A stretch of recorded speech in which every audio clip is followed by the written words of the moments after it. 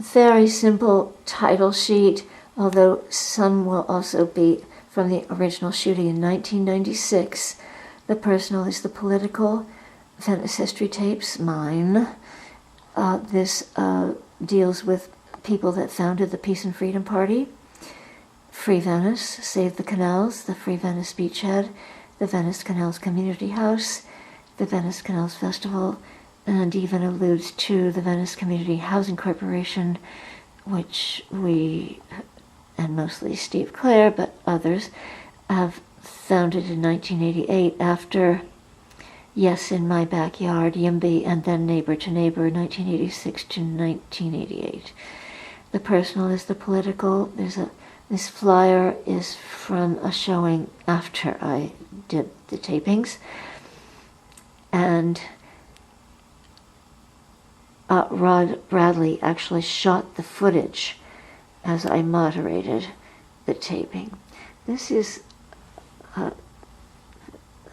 my sheet of information on the peoples that I contacted. Quite a number of people could not attend because they were too ill, and others had died. And quite a few of the people who did attend had gone to heaven also soon after this, and as well as in the last few years. It's inside door, yeah. Okay, I'll do that. Okay. Do you want to? But the children, they're stuck with the name. Well, not necessarily. Whichever side you want. No, actually. Venezia, maybe. Otherwise, they're going to think they're being left out. There's another.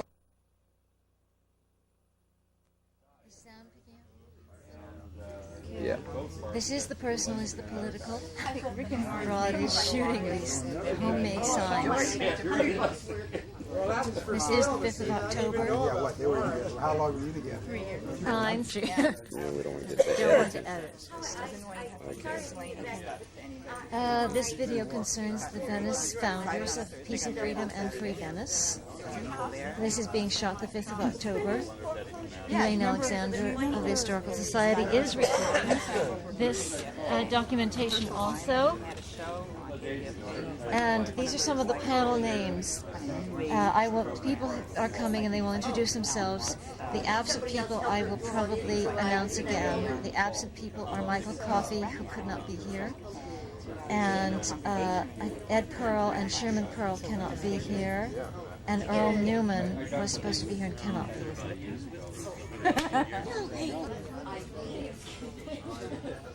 I was just thinking of her.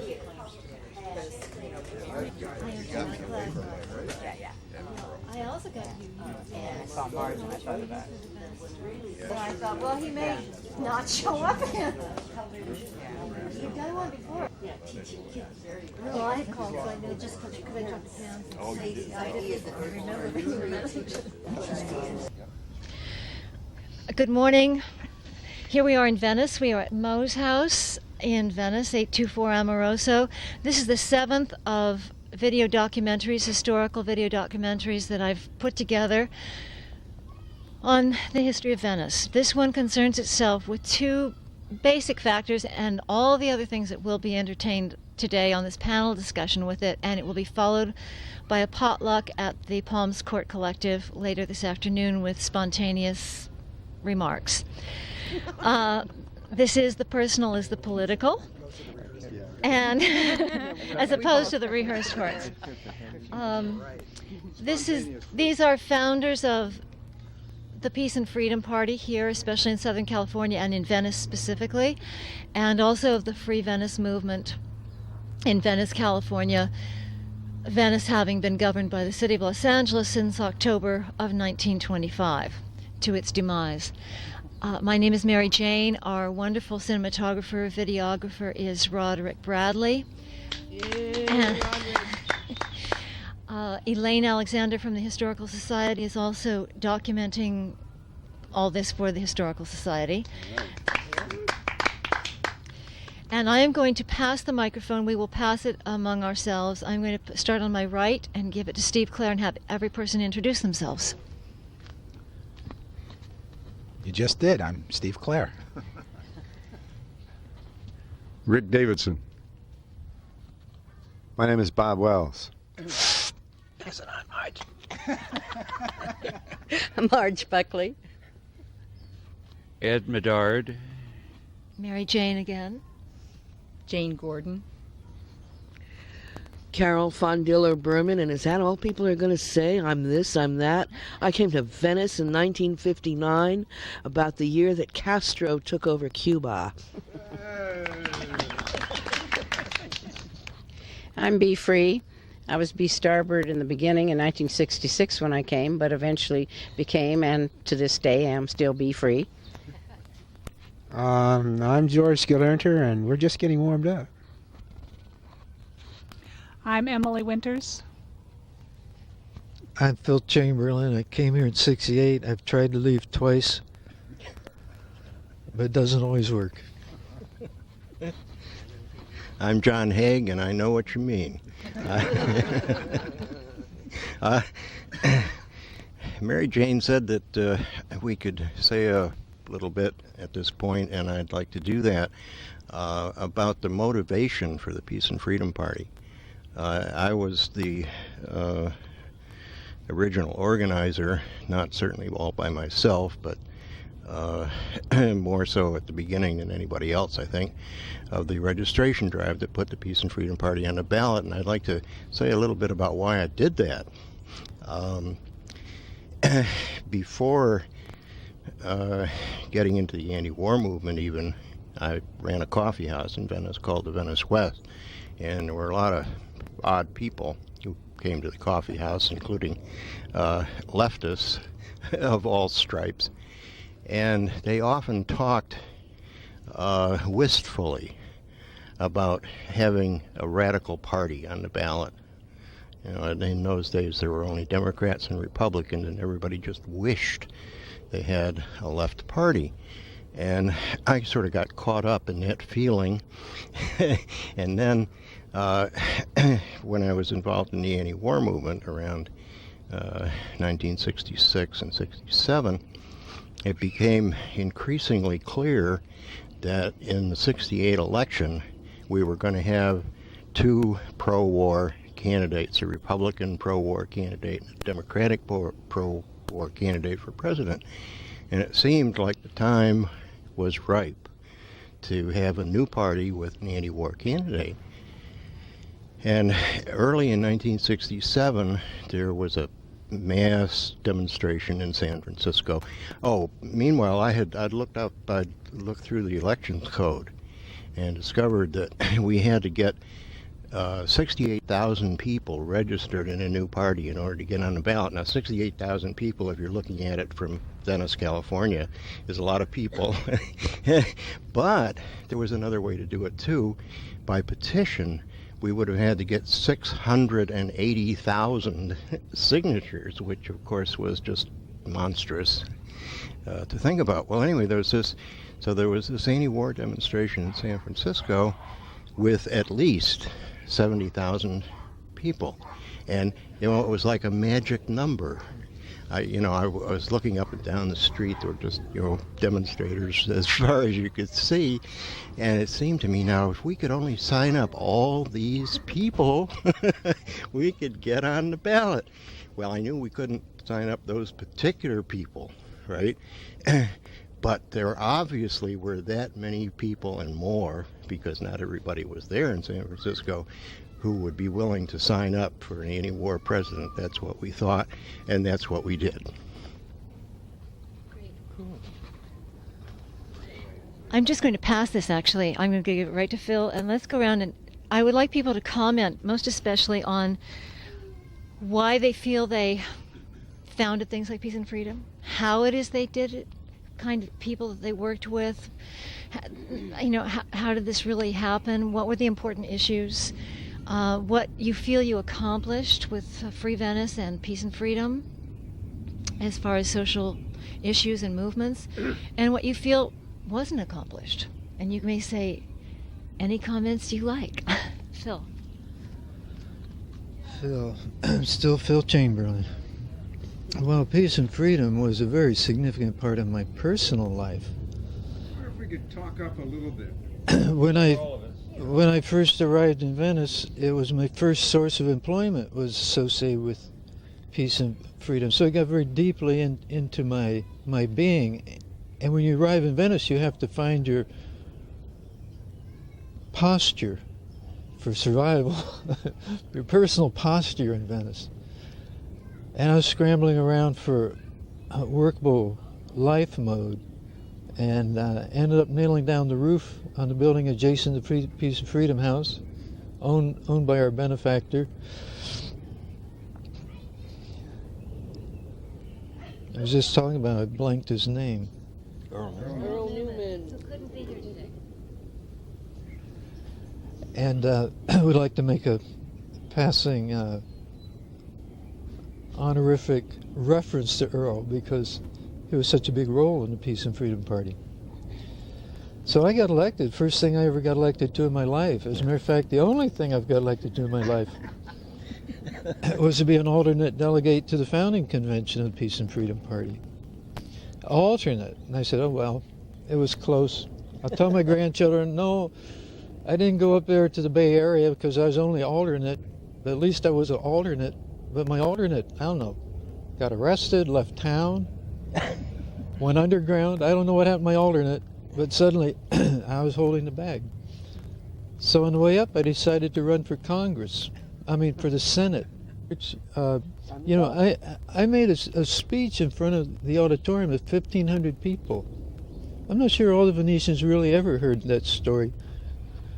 Because on the way up, I decided, I was pushing then, as I push now, the idea of the general and complete disarmament of the world as a geopolitical, a healing, cleansing politics that would scourge from the surface of the world.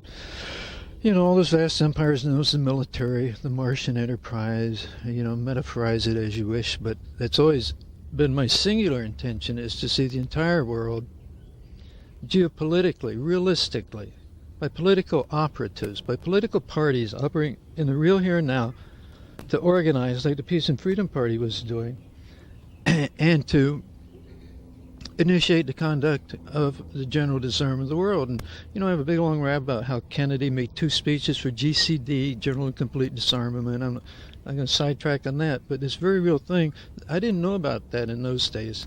When I ran for the Senate from the pulpit of the 1,600 people at the founding convention, and I'm opposing the man that got the nomination for Senate from the Peace and Freedom Party. Bob Scheer. The guy, he was a journalist, okay? Bob Scheer. Yeah, Bob Scheer. Oh, yeah, and Governor was the fellow that, he was also a journalist. He died of cancer a few years ago. Richard Romo, I think. No, he had a totally bald head. He was a big-time progressive writer. Jacobs. Senate. Okay, and I was opposing Paul Jacobs. Oh, I forgot. I say I was opposing him as though I had some campaign. I didn't. I decided on this on a car on the way up, and I got quizzed by a couple of people who said, "Well, Philip, not Derek Shearer,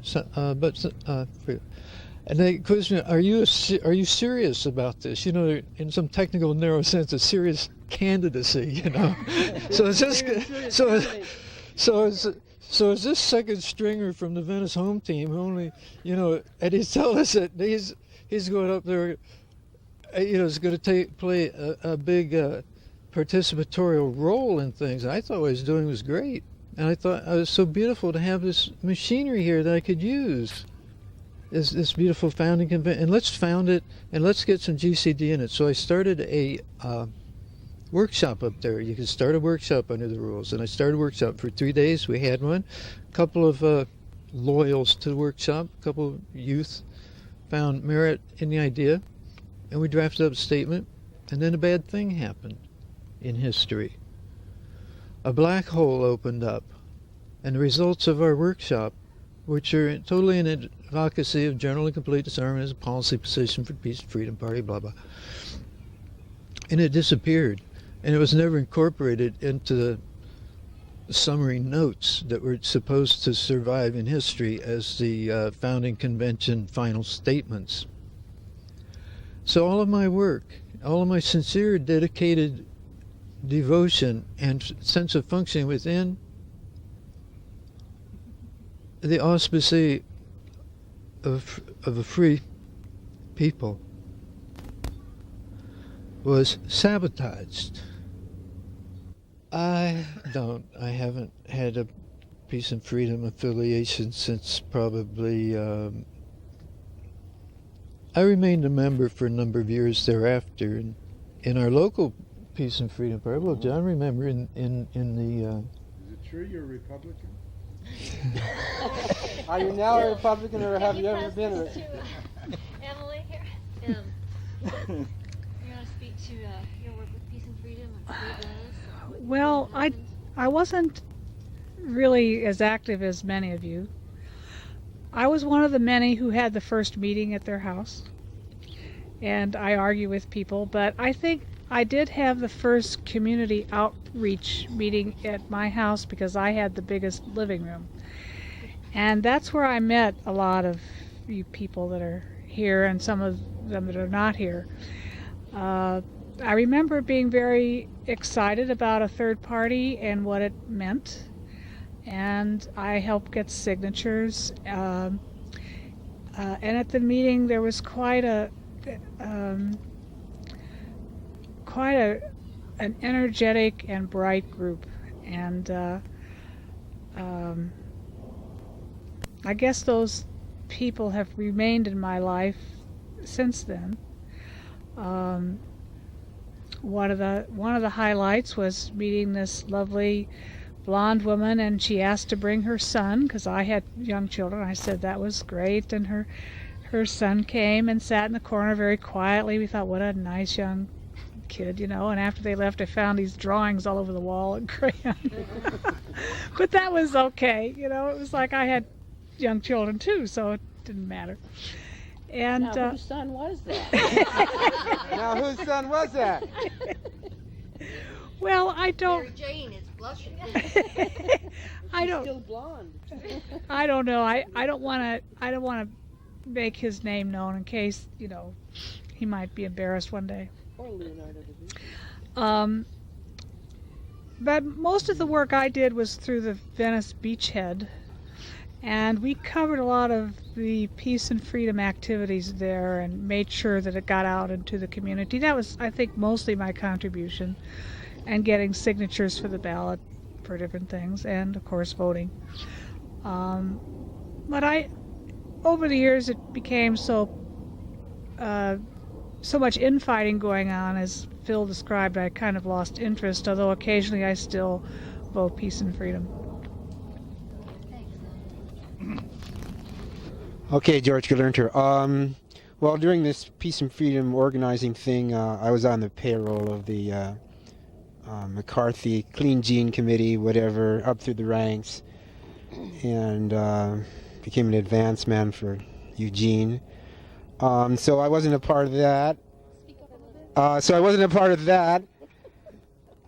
But later, all my pals were in Peace and Freedom, and Gene dropped out, and Kennedy got killed, and things started to change. So I became Peace and Freedom. But, well,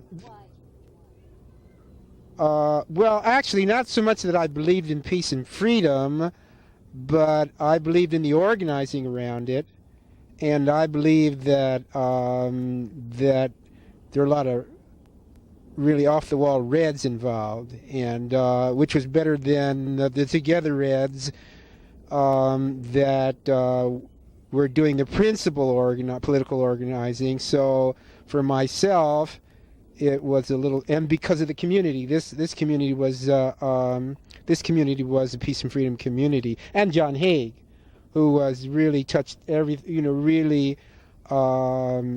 He had sort of his hand in everything. I mean, the subtle purple eminence as it were. And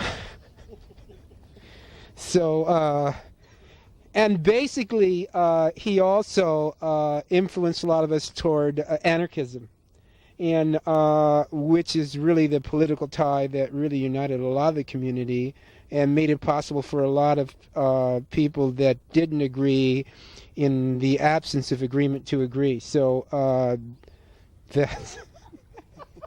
Now, how can you agree with something like that?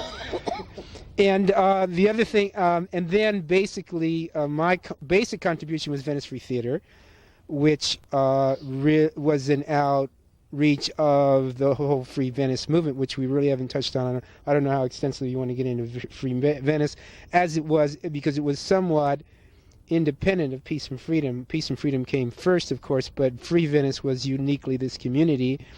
And how the Venice Free Theater came about in our city relationship with the city, and the fact that we used the pavilion facility and we made use of it, and all that interchange of ideas and struggle and whatever, and its relationship to the Beachhead, because the Beachhead, of course, was a big promoter of Venice Free Theater among other causes and whatever. And I wrote for the Beachhead, did a column for the Beachhead, which is called Puke the Little Duke, Power to the People. Knowledge is power, power to the people, which is kind of that time and of that period. But I think that's about enough for me, my little contribution for now. Thanks, George. I did, I meant it. I said it. Play it back. Well, I want to go back a little before Peace and Freedom to clarify certain perceptions that I have and check them out. I first came to Venice in 1966, and at that time we all read the Free Press, of course. That was our major source of every kind of information. And a group of people were meeting at USC in the convention, Southern Californians for New Politics. And I went to that convention and found that there was a group of people from Venice meeting, and they actually were meeting across the street from where I lived on the peninsula at that time, before I moved to Venice. And I am under the impression that that's where I met you, Bob. Were you involved in New Southern Californians for New Politics? Right. Yeah, just as it was making the transition. Yeah.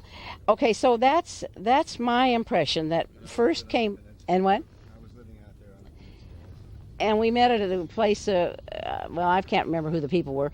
But then how did we get from that to Peace and Freedom? That's what I can't remember exactly. I guess that's where somehow we met John and all of that. Do you recall that? Or maybe you'll speak when you do?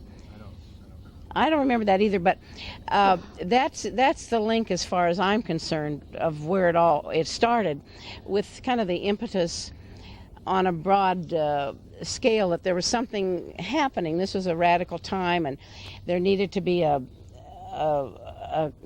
collective or a grouping or some place to channel all these ideas that we all were beginning to feel that, there were many, the ferment of the time. And as far as my contribution goes, I was a history major in college, and I still think of myself in a way as a social historian rather than the political aspects. It's always been the social for me, and the community and the relationships. I could sit and talk for hours about my personal relationship to everybody in this group, and I can't tell you too much about any of the ideas that we were struggling for anymore. I can vaguely remember. But in fact, that's what I'm trying to find out today, to sort of go back and remember what was it we were all after. There was food.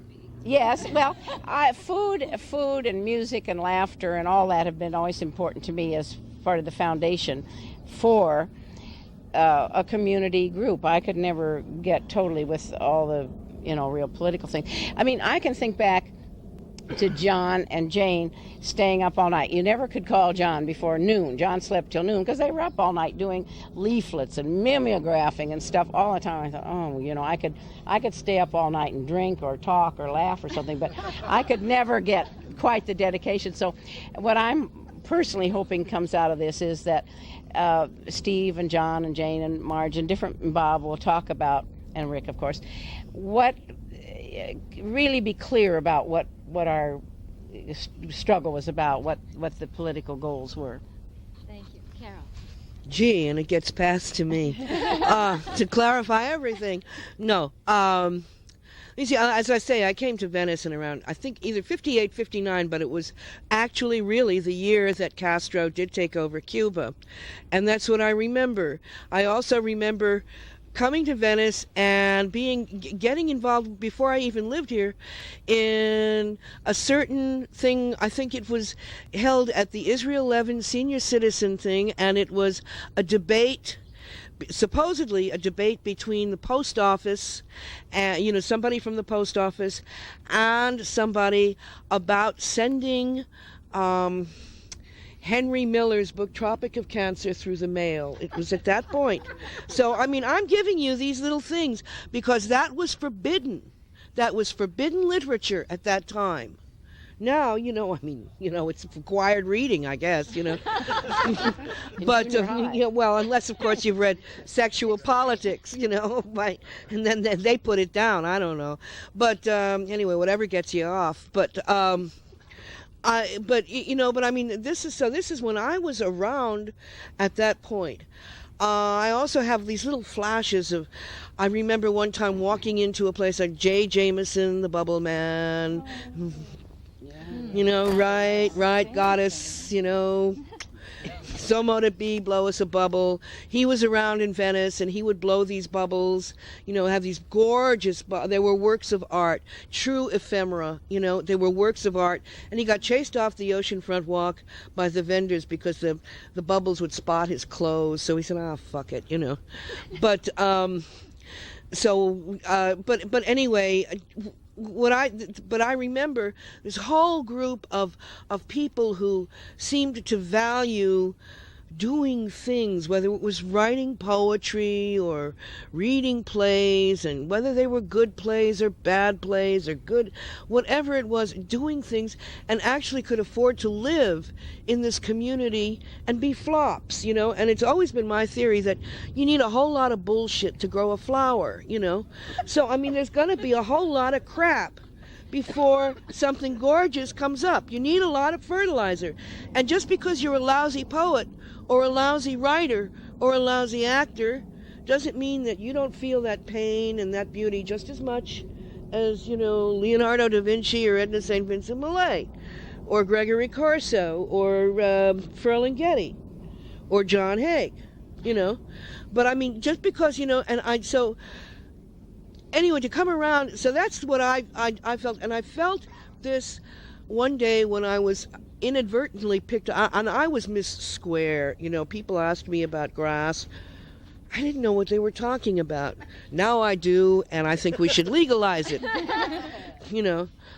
But I remember being inadvertently picked up in a bust, and I didn't know what the hell they were. And I'll never forget these narcs coming in, and it was a poster shop, and they emptied out all the little colored, powdered poster material, and just dumped it, and just totally destructive. And I'm standing there with my jaw open, watching this. It was like, my God, my mother used to tell me things about the cops like this, and and the Cossacks and all of that crap, but I never really saw it, And I went that night to a protest meeting, and because I was involved in other things, outside Venice, and except I loved it, And all of a sudden, it seemed to me that first there was the Venice Survival Committee, the Venice Free, the Free Venice Committee, and we made a lot of trouble. And one of the things was empowerment, and also, again, and this is still so very important to me,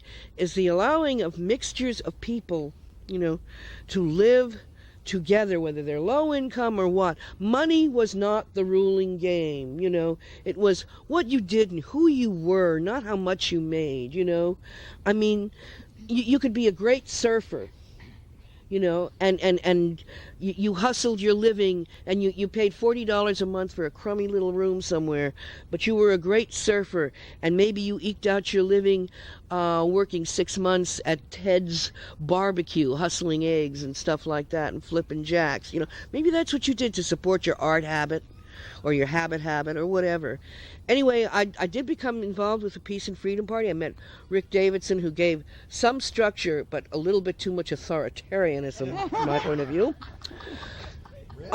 Yes, I'm going to say it now, Rick. But, you know, another thing, too, that I got very disappointed at, I'm still registered Peace and Freedom, and I vote Peace and Freedom whenever I don't know the person, because I find out if you know the person, then you really don't. But, and I say this as being a former candidate, you know, but I also want to say that there was a lot, you know what really made me very unhappy, because there was this really happy, truthfully, you know, positive anarchy, you know. I mean, really, you know, it was such an idealistic thing, and then all of a sudden the more Mao than thouers came, you know, and it was politically incorrect to do this, and you had to vote for this person, and you had to vote for that person, and if you didn't think this way, you were a racist, a bigot, or something like that. And I remember being terribly offended, because suddenly I wasn't a feminist. I mean, that word wasn't invented yet, but I said a few things, and I was called a racist, you know, and I was called selfish, and I was called all of these things. Of course, 5 years later, the world caught up with moi. Good for the world. Shame. Well, let's see. How many of us were a candidate in Peace and Freedom at some point? 1, 2, 3, 4, 5. Only Rick? Oh, you weren't in Peace and Freedom. Yeah.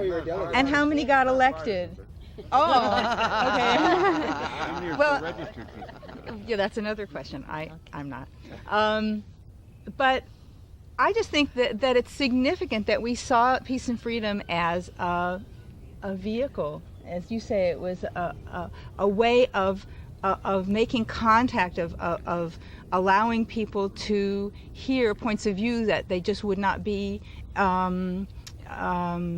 hearing if there weren't an anti-war and anti-establishment party on the ballot. And I was one of those people that got involved. I think it was the day after I went to my first demonstration, which we all remember, June 23rd at Century City, where the cops rioted. And I went there I was a teacher at the time. I went there with some of my junior high school students who I was teaching over at Emerson, which is like across the street practically from the hotel. And saw what was happening and felt very personally responsible for these 12, 13-year-olds that I went with, and got them the hell out of there. And the next day there was a protest against what had happened at Century City, La Cienega or something, with candles, and somebody passed out a leaflet that said, you know, exactly what John said. You can choose this, or you can have a party that represents what you feel. And at that time I didn't particularly know what I felt, but I didn't like, you know, what was going on. And went to a meeting, and, you know, luckily sat through a lot of people yelling at one another because the idea seemed right, you know. And I think I think I went and volunteered, you know, to help register. I registered that day too. I think I found out one time I was like number 300 and something to register. Wow. And how long till you met John? That day. And John was working in the office before the one that was next to Earl's studio. It was a little further up on West Washington, Abbott Kinney Boulevard. And I went in and volunteered. It was the summer, and so I was a teacher, so I didn't have anything really I had to do. And that seemed like a clever thing, you know, to get involved in it. The thing that I wanted to say, I didn't really need to get so involved with how I got there, because I really was not political in the sense that we understand the word before then. And what John said made sense. And John was talking in a way that wasn't rhetoric. And he was talking in a way that didn't alienate me. He didn't talk about the fascist pig cops, at least not right then. and he didn't say things that would make an essentially middle class person, get scared and run away. He was talking about things that made a lot of sense to me, and he was talking about them in a way that I could understand. And also, he was talking about what to do about it, and that's so different because a lot of people like to talk and come to a point where they can give you some very interesting ideas, and it's always very interesting and very easy to describe the problem, but to describe what you do about it, what's next, where do I put my foot next, and he had a committee. And one thing that John said a long time ago that was so interesting to me was when he was still doing his coffee house and he was having run-ins with cops and dealings with landlords, and then he went to an ACLU meeting and he said, "Oh, this is an organization. I need one of those." and so he set out to have one. I think that the New Politics was kind of like the first thing that was an organization, because he realized that people individually have no power, and people together have some power, and that you have to have I guess that critical mass of people where all of a sudden you hear them, you become aware of them. The things that they're saying have some significance to you because they have a presence, because it's a bunch of people. And so we started just going out and registering voters. That was the means. That was the way you talked to people. You walked up with a pen in your hand and one piece of literature and said, let's do something about this. We're not, this is an electoral year, and we're not finding anything that speaks to us in the two major parties, so let's have our own. And we'll see what it's going to be about when we're in it, then we can all decide. And then we can choose who the candidates are going to be, and we don't have to have them pre-selected for us. And all of those things made so much sense. And from then, actually, what John and I and some other people did was we went around to other states and tried to get, anti-war parties on the ballot in other states. So we weren't around right around then. But when we came back... What year was that? That was 68. It was before the election. Started in summer of 67 up until, we got on the ballot in January of 68.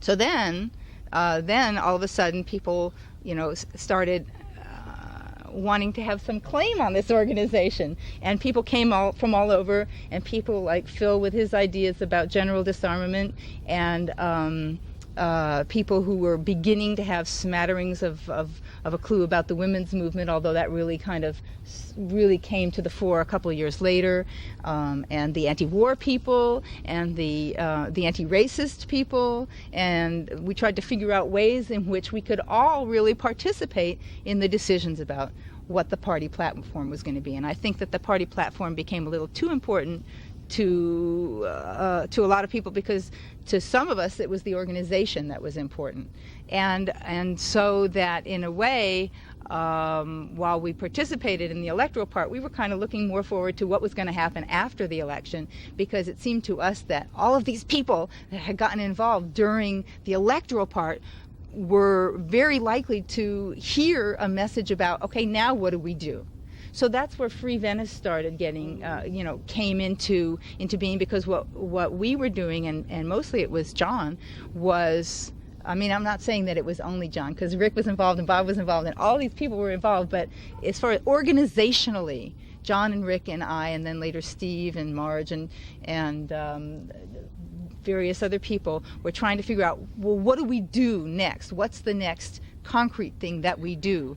And so, we saw that there were problems with the cops, and so, the Venice Survival Committee started, and we saw that we needed to communicate with people, so people started the Beachhead. And the idea was to bring people in, to involve people in having the ideas that the political party had talked about have some place and some function in their everyday lives. And so people kept talking and communicating with one another, and that's where the various littler organizations came, because that's where we were, and we were assuming that everybody else was doing that in their community, because you gotta just do it where you are. I'm going on too long. I'm sorry. No. So that's how to me that was the genesis and the order of it. Thanks, Jane.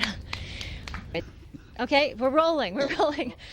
My name is Maryjane, and I first knew about Peace and Freedom Party, third parties, multiple parties, all parties, no parties probably were my best favorite things to do as far as politics go. And I think that I met Rick Davidson in my backyard with the registration form to sign as a supporter of Peace and Freedom Party. I had just moved to Venice. I'd come here in '66, but I moved here and, of course, had a family to raise and support in 1967 to the Canals, and raised children there for many years, and then have lived multiple places since, to put it mildly. So I did sign that petition, or the registration form. Thanks. John will be upset at the wrong wording, semantics.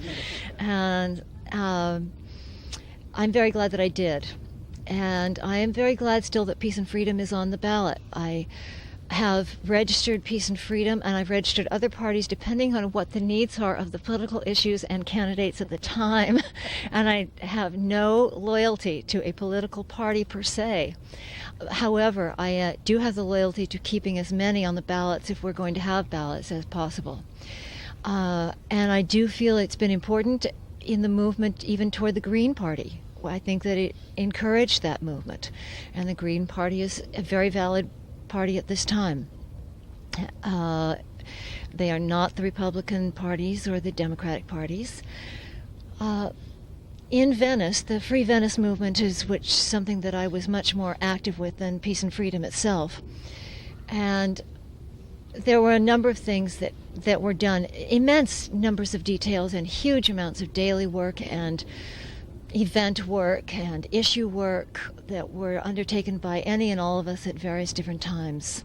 And they included all kinds of civil rights, human rights, housing, homelessness, sexual preference rights, and people who are being persecuted for all kinds of reasons, including just living here, period. No matter what else they did other than to live as a peaceable person, they could be ousted. And the political police activity here with the downtown Los Angeles government and the state of California, such as it is, was really quite peaked out for a number of years when I was first living here, and we were all living here at that time, as to being really horrendous. And it has improved really only in the last couple of years after the Rodney King incidents and the switching of the police chief to help that kind of loyalty system be broken up somewhat. Of course, it can't change overnight, and nothing does. This taping actually was put together basically 30 years after the founding of Peace and Freedom and Free Venice and such. The pro bono library show that I organized for 2 years to open up our new library last year, of which Roderick was one of the major photographers. A photographic exhibit with 6 nights of events, included speeches which were recorded and tell a lot about things that were accomplished here in this community. Those tapes do exist, and people were given copies of them, those who did the tapes. Elaine Alexander of the Historical Society was there for one night, and a tape exists of that, as well as my night of speaking, so to speak, and Rick's night of speaking, and the poetry nights of speaking. And they are accessible to anybody who needs them at some point. But the Free Venice Beachhead was founded in December of 1968, and it was an absolutely fabulous printed forum for issues within the community in specific and at large and throughout the state even. I want to mention that Carol's journalism, Carol Fondiller, without a doubt, was always stellar, insightful, and articulate through the teeth.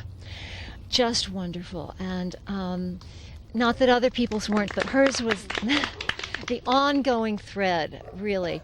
I certainly wrote occasional articles for it, and I did all kinds of work with the initial collective, and then at different times I did other things.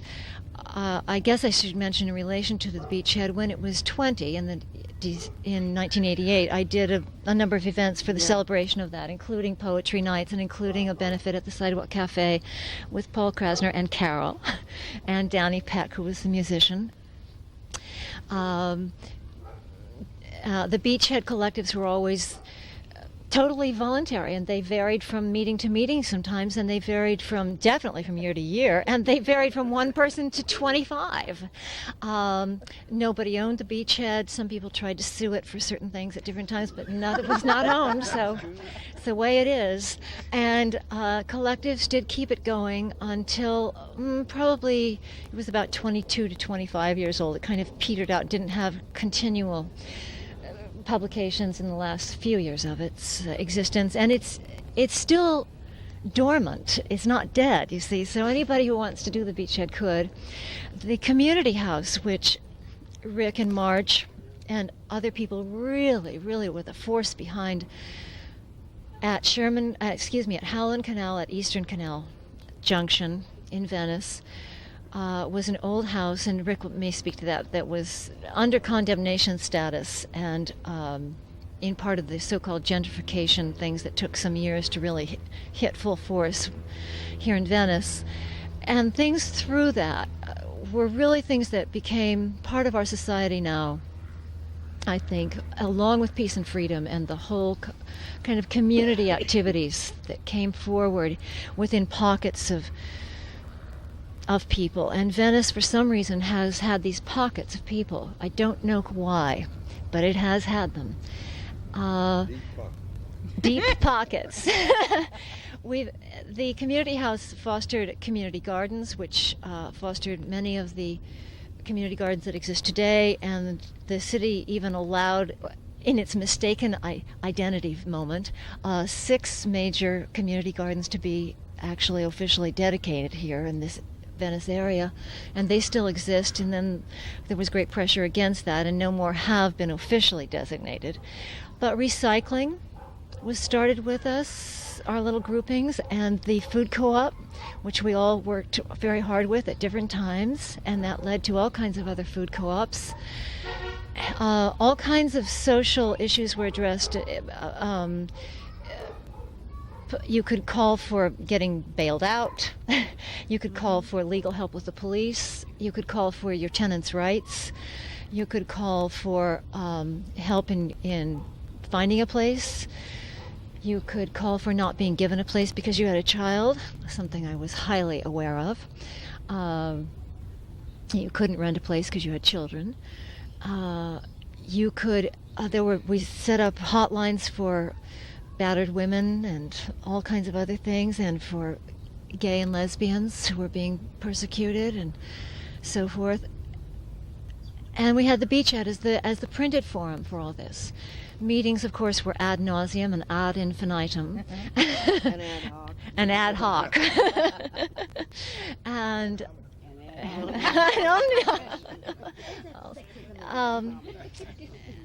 And I guess I should mention just briefly, there was another collective that did start, and I won't go into this in great detail, called Jaya, which was a women's artist collective, which I was a founder of, and Emily was a great member of. And Emily's 2 murals, one of which I was the initial producer of, which took about a year to get produced, but before it could be started, which is still on the old John's Market at South Venice Boulevard at Dell, just to the north of the canals.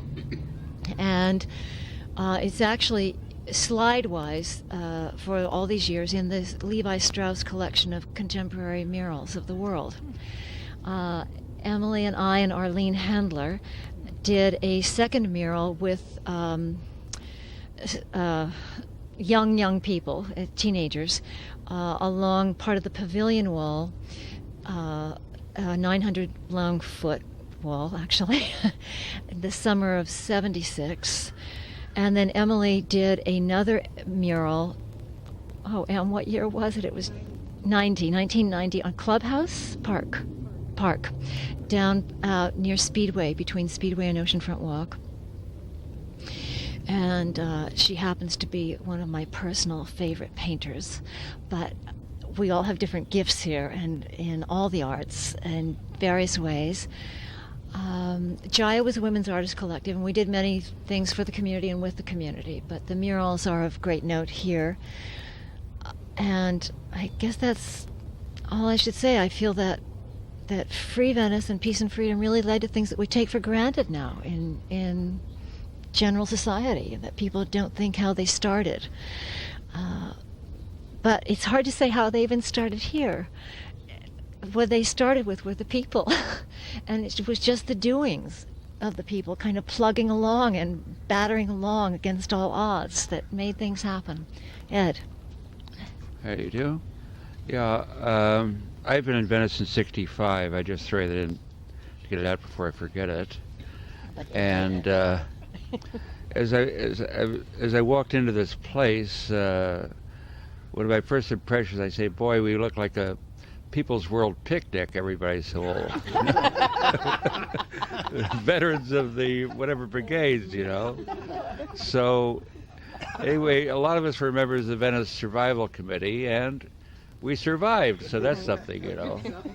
A lot of, I don't know about much else has survived, but I think our mere being here is a pretty good answer to the people who point out the fact that, all those radicals from the 60s, they're all working for Wall Street, or, you know, and they've, you know, all joined the establishment, or whatever you want to call it. And certainly, if any of us have, it was for a very short period, and they kicked us out, you know. So we never sold out, because maybe we never had a good offer, but good enough offer. But we're still here, you know. So it's something. We're still on the right side of the class line. And I was an early member of Peace and Freedom. I joined a brief history of my political trajectory before I got into it, in that I was grew up a Republican, but then became a young progressive and got kicked out of the family, and then went through a lot of things, and was in New York taking some Marxist study classes, which were sponsored by, I think, called the Youth Labor League, which I don't know if anybody remembers. It was really the CP. And they kicked me out of that eventually and called me a Trotskyite. And I read Trotsky.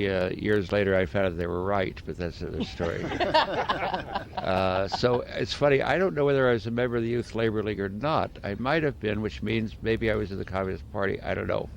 I'm sure the records aren't around, so I'm safe on that. But so then I was in New York in '59 and was active in the Fair Play for Cuba committees, but then mainly went to Europe and was there until '65 when I came here. And I'd been hearing a lot about, and was participating in a minor way there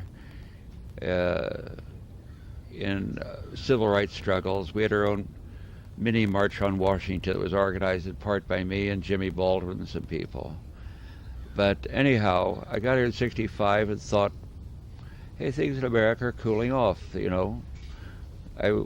We weren't that much involved in the imperialist war that was later to get much bigger. And a couple of weeks after I got here, I turned on the TV and saw this remarkable TV program. I said, boy, American TV has grown up. It's the thing about some black people who are rebelling, and here are the cops and helicopters and all this stuff is going on. I switched to another channel, the same program. And that's how I found out about Watts. I thought it was, I thought Watts was the name of this fictional town. It was kind of an Orson Welles in reverse, you know. I thought it was fiction and it was true, you know. And that got me somewhat involved in politics and doing a little work around the independent socialist clubs, which went into Peace and Freedom. Jack Weinberg, whom a lot of us knew. And so I joined Peace and Freedom, and I could remember at least half the people here when I first met them. When I first met John, I was parked in front of his coffee house. He wouldn't remember this, but I was illegally parked or whatever. This guy comes up to me and says, "You can't park there." So I took offense. I didn't never find this. I said, "Who's this guy telling me I can't park here?" Well, he's warning me against the cops, But I thought, here's a guy. Why does he mind his own business, So anyway, I remember when Maryjane turned up at the first meeting, and since Maryjane, as we all know, is euphemism for grass, she said, "Well, now don't anybody laugh, but my name is Maryjane." I remember that very explicitly. I have heard every possible joke in the world. I know that you thought, right? So I didn't even mention it until now. That's pretty good. 30 years I held off. So anyway, I remember I joined Peace and Freedom, and I thought, with all deference to the fact that we got on the ballot, and I feel having had a pretty good hand in that, I registered over 500 people personally, which is the second most of the state, and it was Mike Timko was the number one, but Mike didn't do any of the bird dogging. He just sat at a table and people brought people up. So I feel that I personally registered more people than he did. That's not it. Plus he became a right-wing libertarian. A libertarian? Yeah. So in any case, we got on the ballot, and I feel, even though I feel we might have done it anyway, what really put us over the top was the American Independent Party getting on the ballot. And a lot of people said, "Yeah, I'm going to join because those goddamn Wallace people got on, So that helped us an awful lot. Although we went past the 79, 89,000, whatever it was anyway. 85? 105. Yeah, so we would have made it, probably. But we needed that margin. Now I feel, to a degree, that I'm here not under false circumstance. I was never that much for that a part of the Venice political community. I never wrote anything for the Beachhead. I went to the Venice Survival Committee meetings, but most of my work was kind of citywide, and I was very critical, actually, of a lot of people in Venice, and that I thought that people would have a demonstration here as opposed to the one downtown, and people would say, "Well, we're bringing it to Venice," whereas I thought, no, what we're doing really, bringing it to Venice, is having fewer bodies downtown where it's getting covered by the press, so that people would meet over on Westminster Park and not go downtown, or not even, not go to San Francisco for the biggies, because they had to get back for one here. Locally, think globally. So, right, I was going to say the old debate of think global, act locally. I like to think locally, act globally. The reverse on it, I think, makes a lot more sense. So anyway, I got involved with a lot of other political struggles in the meantime. So but as I say, it was really not. Yeah, just to add a note, I forgot to mention something very important that came out of the Free Venice movement, which is and or are and were the Venice Canal Festivals, which started in September of 1969, and there were 7 years of them. I will say, yes, I will, that I did absolutely the greatest amount of work on those. It would take me about 8 months a year. But they were fabulous, really wonderful canal festivals with with 3 stage areas, and the community house doing free supper for whomever showed up, and films at night, and all kinds of entertainment, and artisans and craftsmen. They were wonderful. And now I'm going to pass this to Marge Buckley, our lawyer, and our legal aid person forever. People's lawyer. Well, actually, Ed, I have a little bone to pick with you. I came from being a commercial bank lawyer to being the area director for neighborhood legal services, and I, of course, promptly moved into Venice. And one of the first things I wanted to do, because I've always been involved in political things, my dad was a union organizer, so I grew up in organizing in community.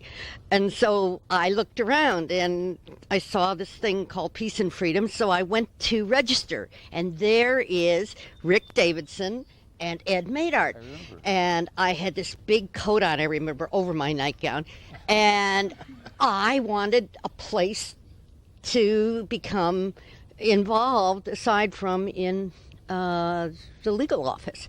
And so I looked at Rick and, oh boy, I'm single, and so I was, and those two were involved in an argument, this Trotskyite or ist and him, and I'm trying to say, I really would like to know more about the community and what's this peace and freedom about, and they were so busy arguing about the whatever, that I quietly took my little tent coat and left and did not become active. Although I registered Peace and Freedom that day, I did not become active. And I think the problem was that, you see, Rick and Ed did not know that I was head of neighborhood legal services then, because I was new in town. And it was only later, when Free Venice decided that Rick should seduce the head of neighborhood legal services, that he found out, gratefully, please my gay friends, forgive me for this, but he found out that it was a woman who was in charge. And that was my introduction to Peace and Freedom. And of course, later I became very active, and in fact, Rick married me, and I married him. December 13th. Yes, December 13th, and John, and right, and it was a total community thing, and I remember with the usual. Well, except you don't understand. The reason I still feel married to Rick was because we got married a second time, for those of you who were operating on common people's time. But, I mean, that was really my first, really. That's right. But for me, my time in Venice was always a very exciting time. We were involved as head of neighborhood legal services. My feeling was that we should use whatever resources we had, and I got into a lot of trouble with a lot of people because I am an anarchist, and I don't believe in organization as such. I believe in organizations as long as they're fulfilling purposes. And if you need to have a new organization in order to get people in working on a problem, then do it. I mean, there's nothing sacrosanct in my opinion. Now, but I do hold dearly peace and freedom, but that doesn't mean I necessarily believe it's the vehicle that we go on to the next thing for. And that was like Free Venice. To me, Free Venice was the most powerful icon, because Free Venice never existed as an organization. It didn't. I mean, it was like the Free Beachhead. Free Venice Beachhead was born on the neighborhood legal services floor. I remember up on the second story, and there's all of my friends here on the floor spreading things around. And I'm sure that when Nixon ordered me fired 5 years later, it was primarily because Peace and Freedom and Free Venice made such great use of neighborhood legal services. I mean, it was a tool. That's right. Yes, I have a feeling that did too. But it was, and then when we had the Free Press riots, and the Neighborhood Legal Services Office was open 24 hours a day, manned by community people answering the phones, and some of the funniest kinds of things happened. I remember we were organizing people, not me. I mean, I'm an enabler. I always feel that what I did was help other people to accomplish what it was they were, and I had my legal skills to do it. But essentially what I was doing was working with other people to make possible whatever it was we were doing at that point. But I remember we were organizing people so that whenever a cop was beating somebody up, there'd be little people standing around, and they'd shout, listen, when you get to the jail, call 392 no, whatever it was. Anyway, so, and we had little cards, and I got a similar number now for my own numbers, so I keep mixing them up. But it was so funny because this one time they were trying to arrest this guy, and somebody's standing over there, and he keeps calling, call this number. And finally, after 3 or 4 times, the guy still hasn't got it. The cop looked down and he said, listen, he said, when we get to the station, I'll give you the number. So I have very many happy memories. My first Peace and Freedom meeting, though, was up in Monterey. And I went with Rick, and we went up to Monterey. And one of the things I have to say is that you're all lucky that I've been given a directive to listen more and not talk so much. But it reminds me of Peace and Freedom, because we were up at Monterey, and the arguments droned on. It must have been 4 or 5 hours, and I turned to Rick and I said, I think the answer to that is this. And I thought that pretty early on. So he said, get up and say it. So I did. And then the arguments droned on. And 12 hours afterwards, they finally came to a conclusion. And of course I had been right. But that's the problem with working with community. It sometimes takes a great deal of time to move people to an understanding of what's going on. And that's why I think Peace and Freedom and Free Venice were so important, because the people involved were willing to get in. And as Jane was saying about John, that he wasn't just throwing out, fascist this or that, but that he'd talk about the problem and a solution. And if you didn't go with it right now, that's okay. He'll meet you, next week, or somebody else will meet you from Free Venice or Peace and Freedom, and they'll tell you the same thing. So, after a while, you begin to understand, yeah, maybe that's right. And so to me, and especially that Free Venice thing, because for me, the power of it was when you had the grant, when Rick here had the grant from the city to do a gardening project on the Free Venice median, Venice Boulevard median. And because the people I have known, especially in the Free Venice movement, have always been very honest, people with a great deal of integrity and sometimes dignity. He was very careful with the people that he was working with, that when they worked with these young kids from, I guess it was the Venice High School primarily, or anyway, that they did not foist politics off on the kids. I remember Rick taking the kids out to farmers, and so they could learn something about how you actually work the soil and what you planted.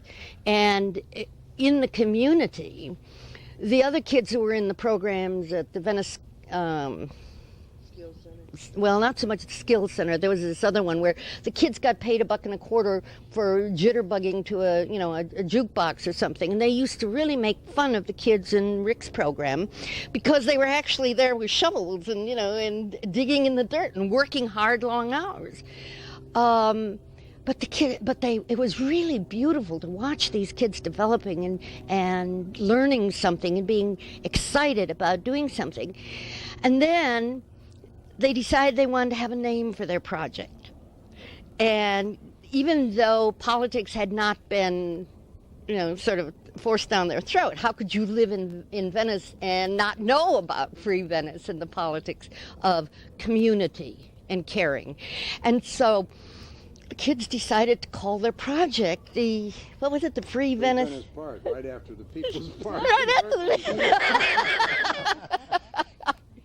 And so they called, and of course all the businessmen in town got furious. And so they got to their politicians in City Hall, and so they pulled our project. They canceled it. And they sent all these beautiful kids who were working black and white and brown together, and sent them back into one of these do-nothing programs. And the thing is, I don't think the city realized, but they may have created some radicals and some revolutionaries out of that. Of course, the problem is that we also worked with the Panthers at that time, and I'm sorry Mike isn't here now. He's sick. But that was one of the important things. We had people working together, and it wasn't that you were black or you were brown or you were white or you were a woman or something. You were people, and you brought your special qualities, whatever you were, to what we were doing. But I just really, and of course, the Free Venice, if there ever was a Free Venice organization, I think it was primarily these three characters on my right, although I think they think they're on my left, who were using our living room. But there's no way you could tell about Free Venice or Peace and Freedom in just a short period. I mean, it was such, for me, anything you want to talk about, whether you were talking about women and their role in society, we were playing that. If you want to talk about actors, we had the Free Venice Theater with George Gelernter, and we had Carol and Maryjane, and so whatever you talked about, Venice was that pot. And I was always glad that Rick later found out I was head of neighborhood legal services. Anyway, Bob, you want to defend yourself? Who gave you that directive, Marge? Thank you. My name is Bob Wells, and I'm living in Oakland right now, but I came down here. I wanted to be part of this panel. You were talking about living out on the peninsula in the 60s, and I was living out there too. I came in here in 65 with Sidell, my wife, and our 2 kids, later 3. And it was very foggy in those days. We were just living out there in the fog on the peninsula. The weather has changed. And my connection with reality at that point, believe it or not, was the Santa Monica Evening Outlook. I used to pick that paper up. It's gone through some changes, but it was a very right-wing bunch of troglodytes at that time. And they had a big campaign to get rid of John's Venice West Cafe, and I thought that was kind of outrageous, and I started writing letters to them. I don't know if they ever printed them or not. But then in 67, I believe it was, there was a big teach-in at UCLA about Vietnam. And I had been to Vietnam about, 67. I'd been there about 12 years earlier with the Navy, briefly. And I thought I'd go out to UCLA and find out where it was I had been. And I learned some stuff out there that actually changed my life about the history and what was going on. And at the same time, the Evening Outlook was printing this misinformation. So I said, well, I thought, well, all people need to do is hear the truth and get it documented. And so I wrote them a letter, and they answered and said, well, that's a lot of bullshit. So I wrote them another letter, and we kept this exchange going. And it dawned on me that the powers that be were very intent on crunching right on the head with this genocide. And the letters to the editor were not going to change it. And then Peace and Freedom, Southern Californians for New Politics. I was more an organizee than those days than an organizer. But there was a phrase going around in those organizing circles at that time, punishment politics. I don't know if you remember that. Punishment politics. Punishing the Democrats and the Republicans. If they won't listen, if they won't do the right thing, then we have to punish them. How do you punish them? You take away votes. And, you take a piece of their action away from them, and that way you'll get their attention and get them to do the right thing. So I got involved in the politics of helping to organize Peace and Freedom very, very much around Vietnam. Then, as a project of Peace and Freedom, organized by John, was the Free Venice Organizing Committee. And I channeled a lot of energy into that, which is another story. But I'm just thinking that, this video is going to be seen by people on and off for, a long time after now. And looking around at us, none of us ever got rich. None of us ever got powerful. And if we got famous, it was only for 15 or 20 minutes, and that's passed. But I think we should look back at that. I'm talking about the anti-war stuff. Not only, I mean, Free Venice, and, well, not Free Venice, but the Peace and Freedom Party, and this being an organizing center of it, was a very important part of that anti-war movement. And that anti-war movement, including the anti-war movement of the Vietnamese in Vietnam, has profoundly changed this country in ways that we have yet to see. But I mean, they're big. The Gulf War. Colin Powell didn't want to go to war unless it was an absolutely sure win in a short period of time, no casualties, and everybody had to be primed in advance. This is the kind of thinking that we need them to have, and if there's not going to be any possibilities like that, then maybe they'll say, let's not have any more wars, which is not true. But the whole delegitimization of American institutions comes off of that, and we have yet to see what the real profound results of that are going to be. And just a bunch of people who are quite talented, who just happen to be in the same place at the same time, had a big piece to do with that. And I think it's good that we're getting together and not wrapping it up, because we have a lot more to do yet, but, to kind of take a retrospective. Another thing about Peace and Freedom was the Eldridge Cleaver candidacy. Again, there was a primary within the party between two candidates for who was going to be the presidential nominee of Peace and Freedom, and one was Dick Gregory, and one was Eldridge Cleaver. And Eldridge Cleaver won the nomination and created a split within Peace and Freedom. Some people left and never came back, and a lot of people came in who hadn't been in before. But that was an important step in that direction, that by choosing to go with Eldridge Cleaver, regardless of any personal failings that developed in him later, this was supporting basically Huey and the Panthers, and it was not protesting what the opposition or the enemy was doing. It was stepping over a line and parting company with them. And that's another essence, I think, of the Venice experience. People come down to Venice Beach, spread the towel on the sand, take a nap, and when they wake up, it's 2 years later, and they never leave.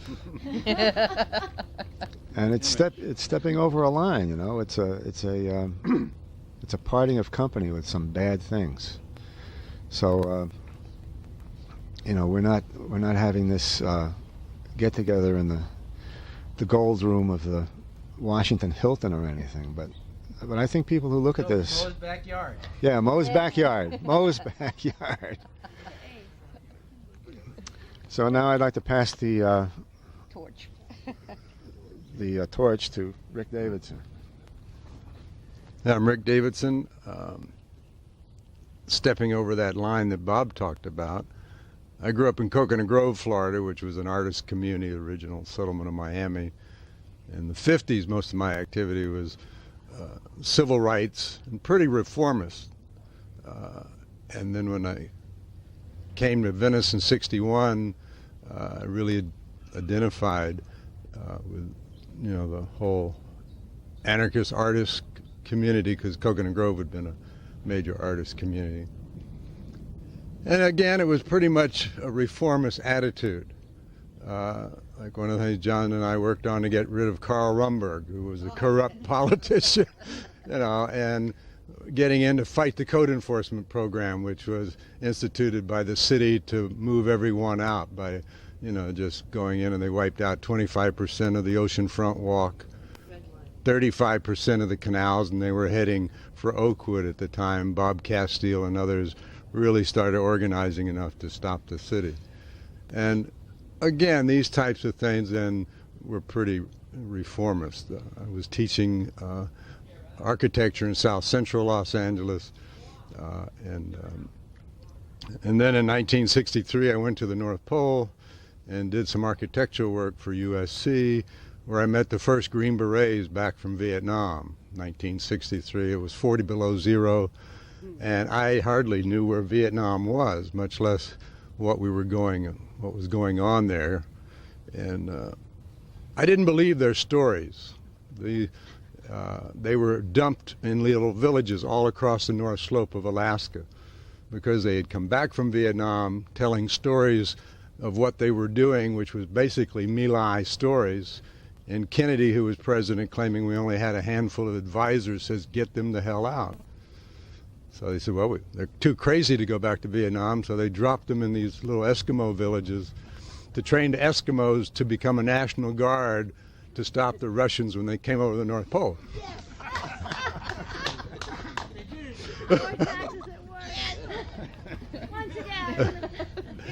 And I just accidentally happened to fall into this little village and spent a couple of weeks there with them. So when I came back, it still took me almost a year before I got involved. I'd noticed little articles on the 28th page of the LA Times on Vietnam, and then moved up to the 18th page, and then the 14th. But what the experience with the Green Berets had done, it made me notice those little articles. And then as they got bigger, I got more involved. A group of people got together and built a peace tower on Sunset Boulevard. And at that time, I was making poems on wood, and we hung all our artwork on this peace tower. And then it was the whole angry arts movement, and artists, we'd go down on La Cienega Boulevard and talking to all the people that were going in the art galleries about the war. And I was living in Venice off and on because I did get married and lived in Laurel Canyon for a while. And it was the war that made me step over that line, because I was convinced that we couldn't change this country through reform. And although John and I had worked on some project, it was not until Peace and Freedom, the idea of creating a party, that I really liked it, because it was, a real statement against the Democratic Republican Party. And I was coming pretty much from an apolitical background. I had no politics. It was, again, a reformist civil rights type of thing. And it was a tremendous eye-opening for me. I mean, it was, and the fact that something was deeply wrong in our society.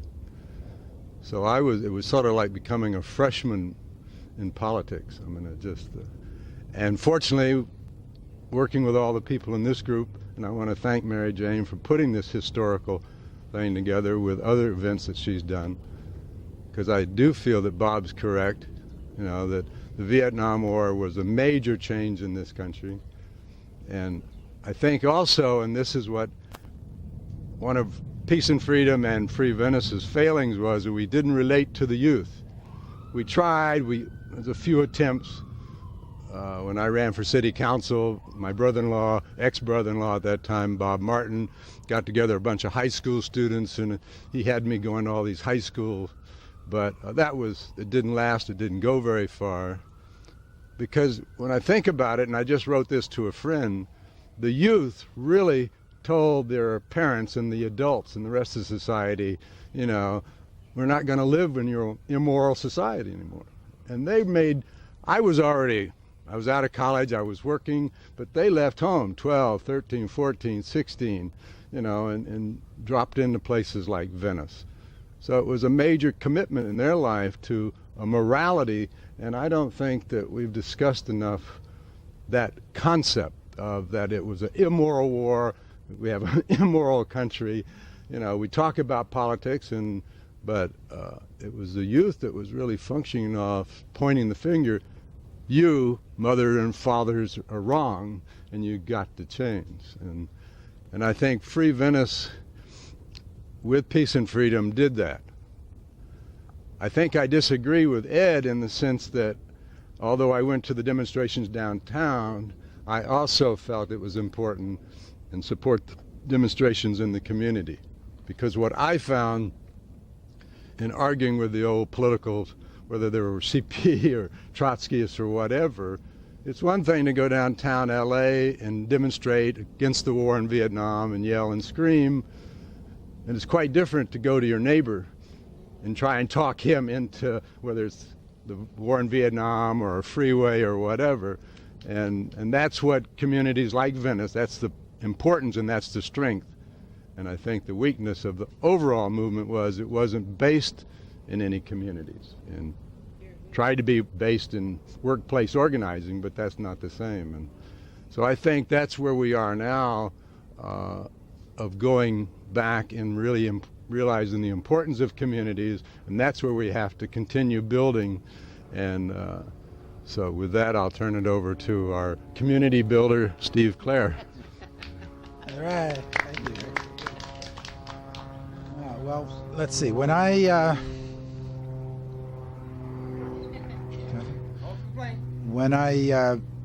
was up in Berkeley in I was up in Berkeley in 66 to 68, getting my undergraduate degree there with my wife and daughter, and it was there that I got involved in the registration drive to put Peace and Freedom Party on the ballot. I also came out of a completely apolitical background, and being in the middle of Sproul Hall Plaza from 66 to 68 was just a mind-boggling experience for me. I mean, there were like 70 card tables and 70 sects of people running the gamut from one end of the political spectrum to the other, and everybody engaged in debate. It was fantastic. At the same time, people were organizing against the war. They were also the Black Panther Party was organizing in Oakland, and there were demonstrations at the Oakland Induction Center, and as well as on the campus. And I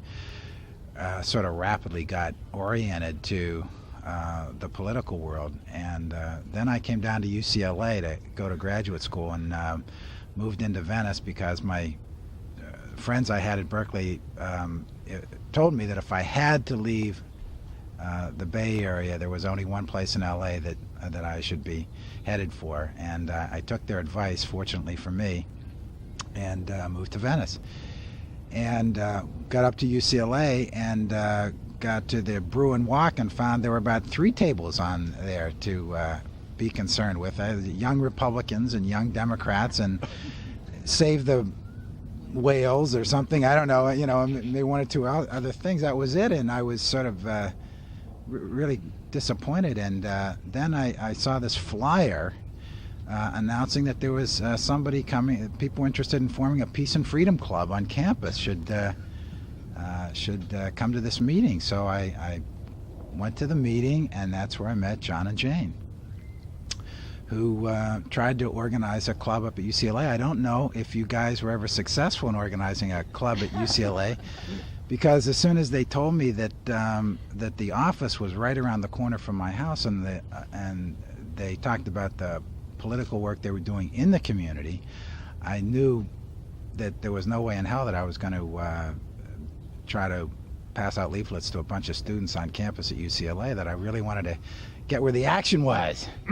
And so I got involved in Venice Peace and Freedom Party, and I was thankful that I did. It was maybe the most important political experience for me in my life, and also as a social experience. It really introduced me to a whole community of people that I have really, learned to value and love and respect very much.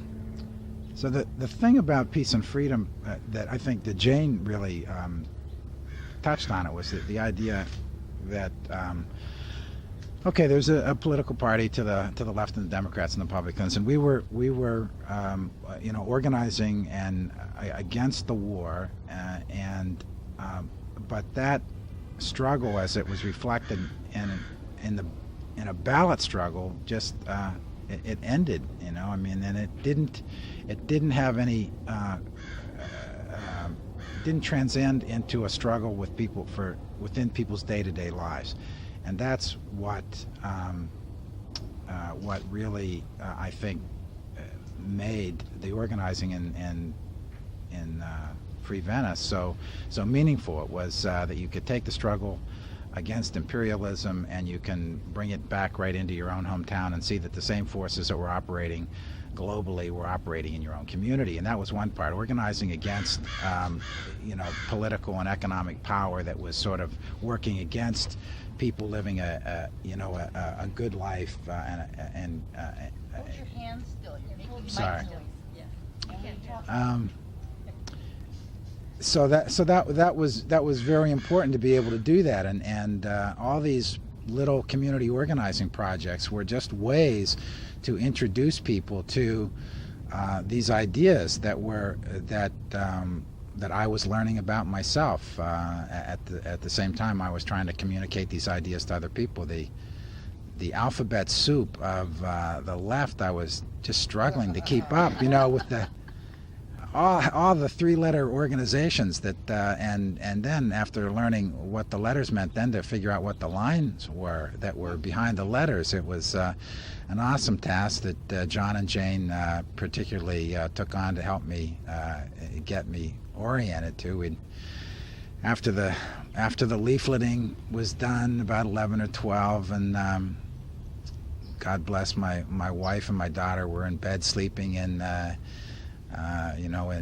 house around the corner. We'd go back in the back room and get on the raft and roll up a doobie and just talk about ways to what else we could think of. Whether it's the free Venice, transportation system, or getting Venice on the grass standard, and getting certificates that could be redeemed after the revolution, and it was just wild fantasies. It was just great.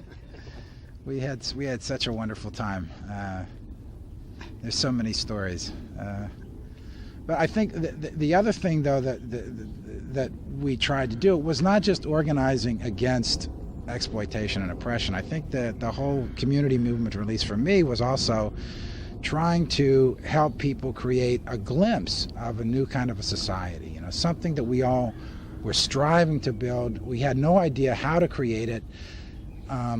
We knew it would take some horrific social transformation to bring a new society into being, but we knew that we were also, all of us were ill-equipped to function in a new society because we had not practiced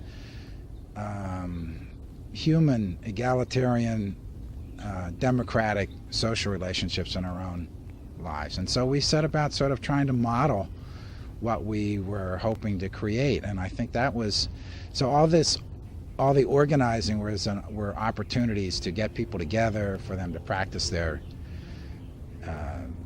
leadership skills, to be able to communicate, to work together, to create an idea and then materialize it into something that really had benefit for the whole community. And those projects were, lots of them have been mentioned already. I mean, they could just go on, and they were I think they introduced many people in Venice to ideas that they hadn't really experienced before. I mean, Venice was always this wonderful, dynamic community with lots of different classes and races, artists and weird people sort of living together in the same space, and sort of looked like a counterculture, but a lot of that counterculture was sort of were trappings, that the real political stuff, the real work of trying to make people over and make us all better was something that I think that people in the Free Venice Organizing Committee and the people that are organizing around the Peace and Freedom Party were trying to take seriously, and I took that seriously as well. Maybe we'll have a critique at another time, or maybe this afternoon at 5 o'clock. We can get around and critique a little bit. So, enough for me. They're galloping along, and to the front of them there's a huge crowd of Indians coming. And Lemon says, "What should we do?" And he says, "Love in the back."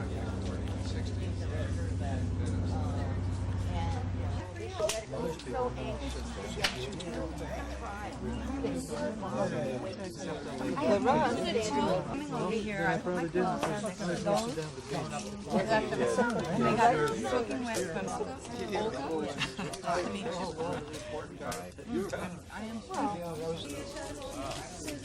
He's very influential. And it's being an amateur photographer.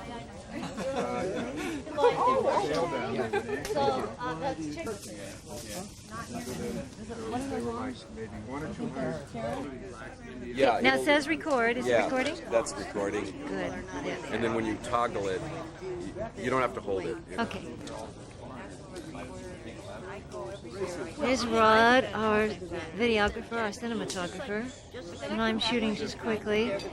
Here we have Ethel, the gray hair, Olga with the short blonde hair, Steve again in the blue shirt. Ed is here with the gray hair, George with one hit. We are now at the potluck in about 5:30 in the afternoon, 5:45 at the Palms Court Collective in Venice. And I am with Sherman Pearl, who was unable to be at the panel discussion this morning. And I'm going to ask the general following questions which were presented to all the other people, and he will have the microphone and answer or say whatever he chooses. Why you think you formed Peace and Freedom at all, why you feel you did, what you feel was accomplished with that movement, since Sherman was not involved particularly in the Free Venice movement here. What you feel should be accomplished now as far as social movements. Here we go. Right. Well, part of me, of course, is still in the 60s with the Peace and Freedom Party. The Peace and Freedom Party registration drive had not yet begun when I returned to LA from New York. In New York, I had been involved with a program called Angry Arts Against the War in Vietnam. And when I came back to LA in early '67, I started the same program here, which turned out to be a wonderfully powerful expression of arts in opposition to the war, needless to say. In June, there were 10 days in which we had about over 50 programs of poetry readings and art exhibits and talks and discussions and rock concerts and candlelight parades, and it was marvelous. Anyway, when we opened the Angry Arts office and started reaching out to people, one of the people who arrived at our doorstep was John Haag, who was, if not the first, one of the first founders and originators of the registration campaign. Well, John came to Angry Arts to offer help, and we offered in turn help to the Peace and Freedom registration drive by, in effect, hiring John to work on Angry Arts. So it helped sustain him and enable him to survive while working for both both the registration drive and Angry Arts. Where was the office, Sherman?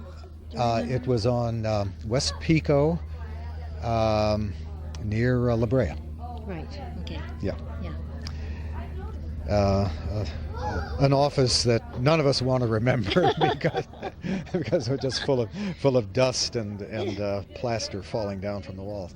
But that was a marvelous moment for me, both in terms of Angry Arts and in terms of then getting involved in the registration drive and becoming one of the original organizers of Peace and Freedom. Well, through John, I got involved in the registration drive, and you were asking why I did. Well, obviously, I was against the war, and this was, I thought, an effective grassroots way to protest. But beyond that, of course, the times were ripe for a third party or a third movement or some alternative to the Democrats and Republicans. And the war provided the impetus, along with civil rights and things were just ripe. As unfortunate